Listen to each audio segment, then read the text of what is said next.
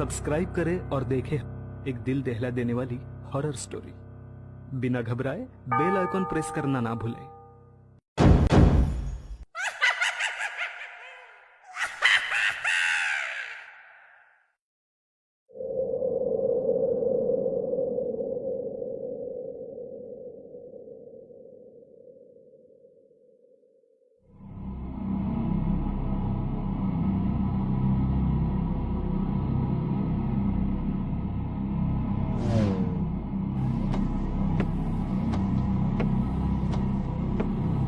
अनीता, तो क्या सोचा है तुमने? कार का स्टीयरिंग संभालते हुए सुनील ने अनीता से पूछा, लेकिन अनीता बिल्कुल चुप थी। न जाने वो कहाँ खोई हुई थी। आसमान से बरसने वाली बारिश की बूंदों को देख रही थी।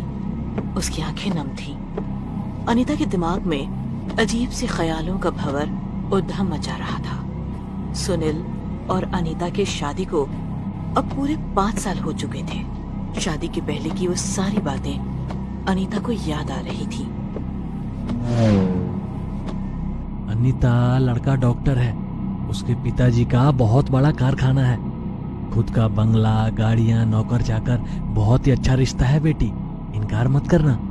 अपने पिताजी के वो शब्द आज भी अनीता के जहन में है। अनीता, मैं क्या कह रहा हूँ, ध्यान कहाँ है तुम्हारा? जैसे ही सुनील अनीता पे जोर से चिल्लाया, अनीता अचानक से चौंक गई।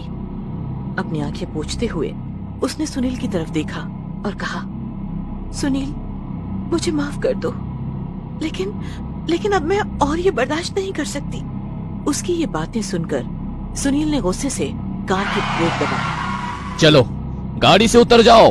सुनील बहुत गुस्से में था। अनीता बहुत डर गई थी। रात के 11 बजे हुए थे। बारिश रुकने का नाम ही नहीं ले रही थी।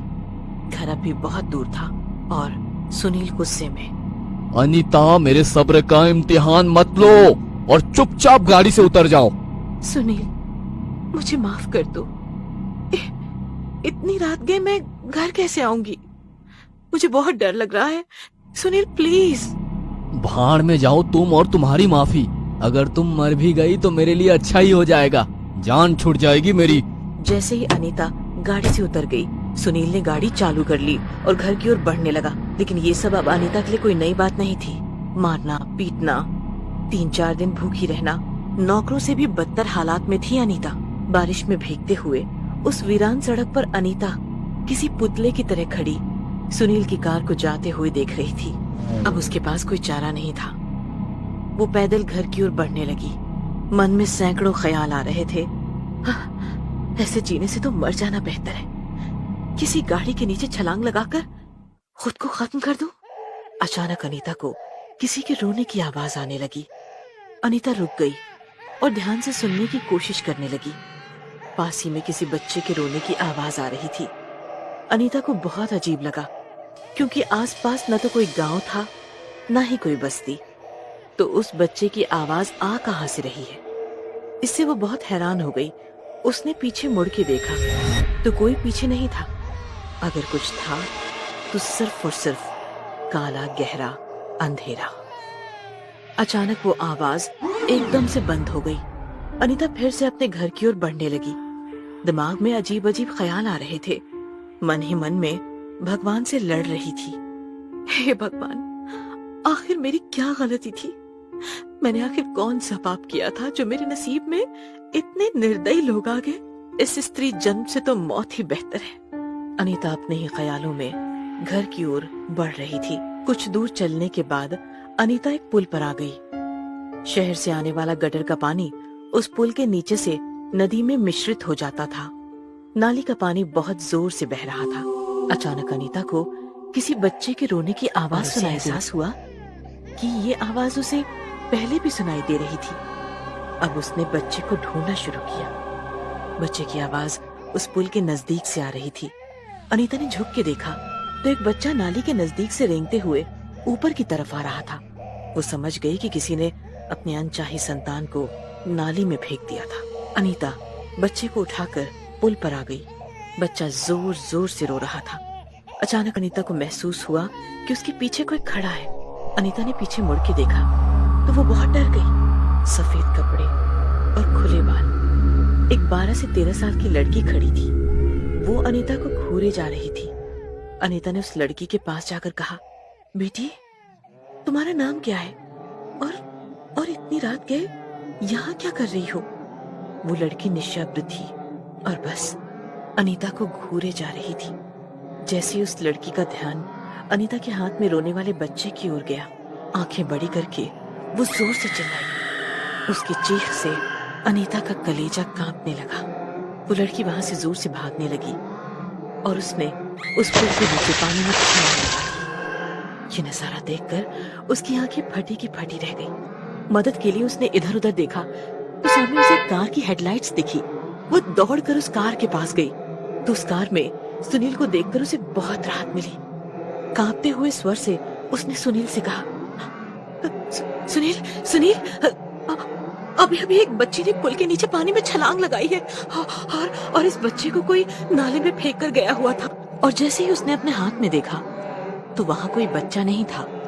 सुनील अचरज से उसकी तरफ घूरे जा रहा था और उसने पूछा, कौन लड़की, किसका बच्चा? ये कैसी बहकी बहकी बातें कर रही हो? बहुत हो गया तुम्हारा नाटक, अब चुपचाप गाड़ी में बैठो। डरते हुए अनीता गाड़ी में बैठ गई। पुल पर जो हुआ था उससे वो बहुत डर चुकी थी। करीब 1:30 बजे दोनों घर पहुंच गए। सुनील के पिताजी ने सुनील को डांटते हुए कहा, इसे रास्ते में क्यों छोड़कर आ गए थे? इडियट! अगर इसे कुछ हो जाता तो पुलिस हमें पकड़ लेती। उस रात अनीता को नींद नहीं आ रही थी। शरीर बुखार से जल रहा था। पुल पर घटी घटना वो किसी से कहना चाहती थी, लेकिन उसे सुनने वाला उस घर में कोई नहीं था। दूसरे दिन सुबह सुनील ने अनीता के मुंह पर पानी डालकर उसे जगा दिया और कहा, महारानी की तरह सो रही हो। सुबह के 7 बज चुके हैं, मुझे क्लिनिक जाना है। सारा काम निपटाकर अनीता ने नाश्ता टेबल पर लगा दिया। तभी सुनील की माँ ने सुनील से कहा, अब सुनील, तुमने अनीता से बात की? बात तो की है, लेकिन महारानी सुनने को राजी ही नहीं है। अनीता, अनीता! अपनी सास की आवाज सुनकर अनीता भागकर वहां आ गई। अब क्या हुआ माँ? तो क्या सोचा है तुमने? अपने सास की बात सुनकर अनीता की आंखें नम हो गई। अनीता ने अपने सास के सामने हाथ जोड़कर कहा, मुझे इस बच्ची को जन्म देना है सासू माँ। बेटे की चाह में आप लोगों ने 3 बार मेरा अबॉर्शन कर दिया, वो भी मेरे ही पति ने। आपने खुद की संतान को मारते हुए आप लोगों को जरा भी डर नहीं लगता? ईश्वर से डरिए, ईश्वर से डरिए। शायद ईश्वर की यही इच्छा है कि इस घर में बेटी जन्म ले। उतने में सुनील ने गुस्से से अनीता को थप्पड़ मार दिया। सुनील अनीता को घसीटते हुए बाहर गाड़ी की ओर ले गया। उसे गाड़ी में बिठाकर अपने क्लिनिक ले गया। अब रोना धोना बिल्कुल बंद। मेरे क्लिनिक में मुझे तुम्हारा बिल्कुल आवाज नहीं चाहिए। दोनों क्लिनिक में आ गए। सुनील ने कहा, सिस्टर, अबॉर्शन की तैयारी शुरू करो। सर, आज आपको ऑपरेशन के लिए बाहर जाना था। कल ही हमारी इस मुद्दे पर बात हो चुकी है। ओह माय गॉड, 11 बज गए। मैं तो बिल्कुल ही भूल गया था। ठीक है, मैडम का ध्यान रखना। इतना कहकर सुनील वहाँ से निकल गया। अनीता क्लिनिक में सुनील की राह देखते बैठ गई। कब शाम हो गई अनीता को पता ही नहीं चला। मैडम, आप यहाँ आराम कीजिए, सुनील सर आते ही हैं, मैं आपको उठा दूंगी। अनीता बेड पे लेट गई और सोच ही सोच में उसकी आंख लग गई। अनीता, अनीता चलो उठो जल्दी, घर जाना है। मैं तुम्हारा गाड़ी में इंतजार कर रहा हूँ। अनीता गाड़ी में बैठ गई। बरसात तो रुकने का नाम ही नहीं ले रही थी। कुछ ही दूरी पर वो पुल था जहाँ अनीता को अजीबो गरीब अनुभव हुए थे। वो बहुत डर गई थी। उतने में ही गाड़ी पंचर हो गई। ओह गॉड, इसे भी अभी पंचर होना था। तुम गाड़ी में बैठो, मैं टायर बदलता हूँ। अनीता गाड़ी में बैठे बैठे उस पुल को घूरे जा रही थी। अचानक उसे उसी बच्चे की रोने की आवाज सुनाई देने लगी। वो तुरंत गाड़ी से उतर गई और उसने देखा वही कल रात वाला बच्चा रोते रोते रेंगते हुए उसकी ओर बढ़ रहा था। उसे देखकर अनीता के रोंगटे खड़े हो गए। डर के मारे उसे कुछ सोच नहीं रहा था। उसने सुनील को आवाज लगाई, सुनील, सुनील, सुनील, कहाँ हो आप? सुनील, सुनील। लेकिन सुनील का कोई अता पता नहीं था। उतने में उस पुल पर 2 से 3 से 4 से 8 से 10 से 15 छोटे छोटे बच्चे रेंगते हुए अनीता की ओर बढ़ने लगे। अनीता डर के मारे पत्थर जैसी हो गई थी। उसे कुछ समझ नहीं आ रहा था। अचानक उसके पैरों पर कुछ हलचल महसूस हुई। उसने नीचे देखा तो उसका कलेजा कांप उठा, क्योंकि उसके पैरों पर उसका पति सुनील खून से लथपथ उसकी ओर बेबस नजरों से देख रहा था। वो उससे मदद की भीख मांग रहा था। उतने में अनीता की नजर सामने की ओर गई और जो उसने देखा मानो उसके होश उड़ गए। उसने देखा सामने वही 12-13 साल की एक लड़की खड़ी थी। उसके हाथ में एक लोहे का रॉड था जिससे खून की बूंदें टपक रही थी। वो लड़की अनीता के सामने आकर खड़ी हो गई। उसे देखकर अनीता की धड़कन रुक सी गई। अनीता की तरफ देखते हुए उसने जोर से आक्रोश किया और वो लोहे का रॉड सुनील के छाती में घुसा दिया।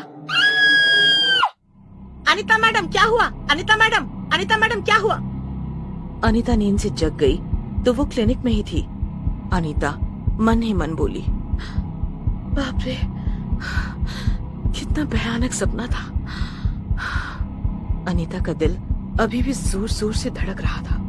खुद को संभालते हुए उसने सिस्टर की ओर देखा। सिस्टर का चेहरा बड़ा परेशान दिख रहा था। क्लिनिक के बाहर एक कांस्टेबल खड़ा था। अनीता ने घड़ी में देखा तो सुबह के 6 बजे हुए थे। मैडम, आपको हमारे साथ चलना होगा। अनीता को ये सब अजीब लगा। वो एम्बुलेंस में बैठ गई। साथ में सिस्टर भी थी। जैसे ही एम्बुलेंस उस पुल पर पहुंची, वहां लोगों की भीड़ दिखाई दे रही थी। अनीता नीचे उतर गई। उसने देखा कि कुछ दूरी पर सुनील की कार खड़ी थी। कार का एक टायर पंचर था। अनीता समझ नहीं पा रही थी कि आखिर हो क्या रहा है। उतने में अनीता को किसी के रोने की आवाज सुनाई देने लगी। आगे जाके देखा तो उसकी सास जोर जोर से रो रही थी और जैसे ही उसने नीचे देखा तो मानो उसके पैरों तले जमीन खिसक गई हो। नीचे सुनील की लाश गिरी हुई थी। किसी ने उसकी छाती में लोहे की रॉड घुसाई हुई थी, बिल्कुल अनीता के सपने की तरह। वो बस डर भरी आंखों से सुनील का शव देख रही थी। उतने में उसने पीछे से कुछ लोगों की आवाज सुनी। डॉक्टर था, सुना है वह अवैध रूप से भ्रूण का लिंग परीक्षण करता था और अगर लड़की हो तो उसे अबॉर्ट करके फिट्स नाले में फेंक दिया करता था। ना जाने उसे किसने मार दिया। खुद पुलिस भी परेशान है।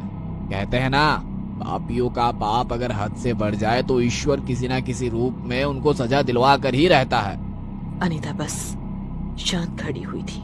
उसके कोख में पलने वाली बच्ची को अब जन्म लेने से कोई नहीं रोक सकता था। ये कहानी आपको अच्छी लगी हो तो हमें सब्सक्राइब करें। हमारा इंस्टाग्राम और फेसबुक पेज जरूर फॉलो करें। अगर आपके पास ऐसी ही कोई कहानी हो तो हमें कमेंट बॉक्स में भेजें। हम कोशिश करेंगे कि अगली एनिमेटेड स्टोरी आपकी होगी।